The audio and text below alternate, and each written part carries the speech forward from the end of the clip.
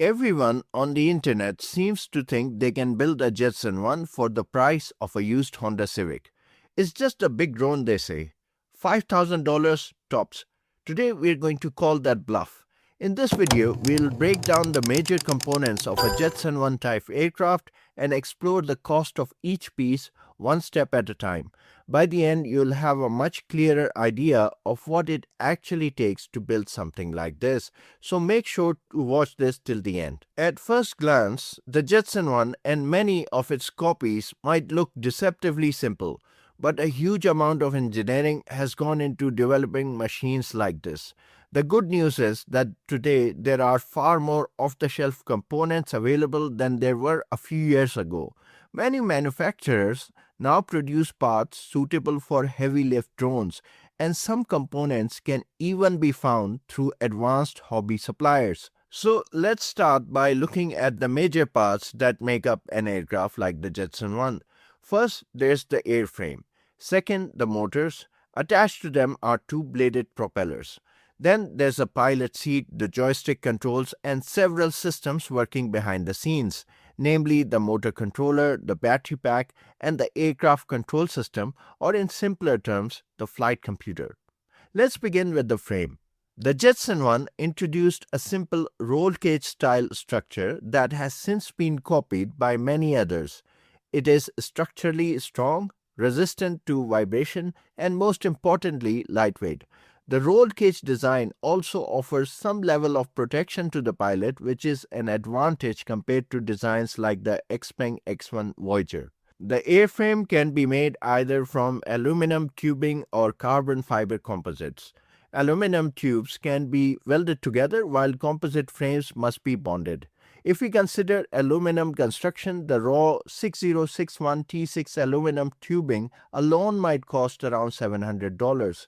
Ideally, the entire airframe should weigh no more than 10 kilograms. In reality, the fabrication process, TIG welding, jigging, and heat management to preserve the weld strength would add additional costs. But for now, we'll ignore these fabrication costs and focus only on raw materials. Next come the motors and propellers. In recent years, brushless DC motors, especially flat pancake motors, have improved dramatically. You can buy a small drone motors for about $50, but that motor is designed to carry a GoPro, not a human being. To lift a person, we entered the world of industrial heavy lift propulsion systems.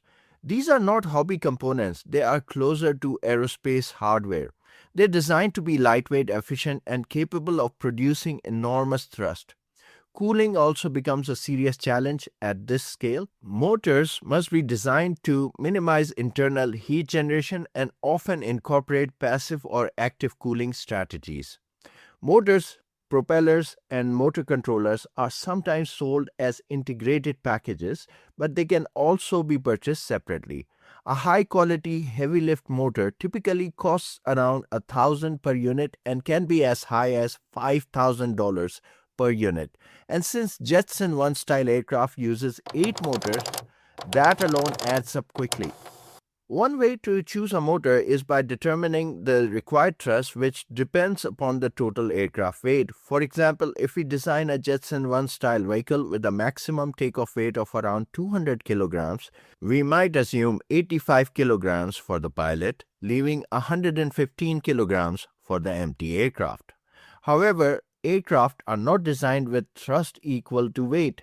For safe operation, the total thrust should be at least 10 to 20% higher than the maximum takeoff weight. So, for a 200 kilogram aircraft, we should aim for at least 220 kilograms of total thrust. If we use coaxial rotor configuration, 4 arms with 2 rotors each, then each arm must provide roughly 55 kilograms of thrust. Heavy lift drone suppliers typically offer motors capable of producing 20 kilograms to 100 kilograms of thrust. Some companies also sell complete coaxial propulsion systems where the motors, propellers, controllers, and arms come as single package. The downside is reduced flexibility. For example, you cannot easily adjust the spacing between the rotors. A good example is the Hobbywing Edge 15 Plus coaxial thrust system. It is designed for industrial drones and can deliver up to 184 kilograms of thrust with just a 10 kilowatt rated power output and efficiency of up to 7 grams per watt. The propeller diameter in this system is almost 1.9 meters, and the full package roughly costs about $2,600. So, going with this system would reduce the overall cost. However, by comparison, the Jetson One uses much smaller propellers, around 1 meter in diameter, and that is part of its charm. Larger propellers are generally more efficient because they move air with less power due to lower disk loading, but the flip side is that the aircraft loses agility. Returning to our cost breakdown, heavy lift motors typically cost $1,000 to $5,000 each, and propellers are not cheap either. Carbon fiber propellers can cost anywhere from $500 to $1,500 each. Even if we choose relatively inexpensive options, the propellers alone can easily add another $4,000. Next come the electronic speed controllers or ESC. In a multi-copter aircraft, there are no control surfaces like rudders or elevators. Instead, the aircraft maneuvers entirely by varying the speed of the rotors. By increasing or decreasing thrust at different motors, the aircraft can pitch, roll, yaw, and move forward. The ESC converts the battery power into precisely controlled electrical signals that regulate motor speed. For a human-carrying aircraft, these controllers must be able to handle over 200 amps of current.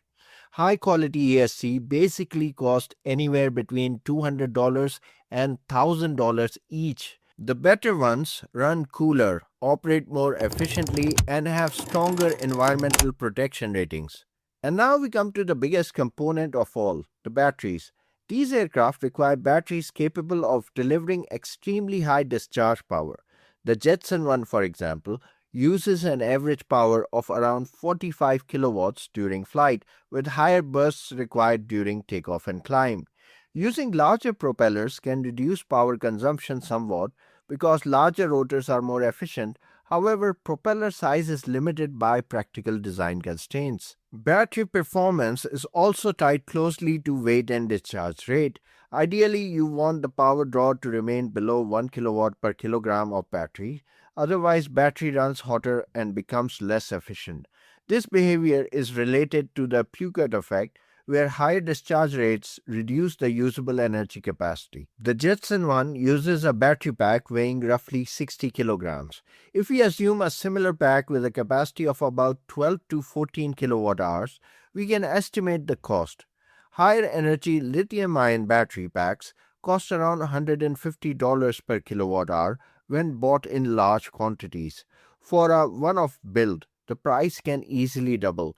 That means the battery pack of this size would likely cost $3,600 to $4,200. At this point, we've already exceeded $17,000 in components alone, and we haven't even started talking about engineering, testing, or manufacturing.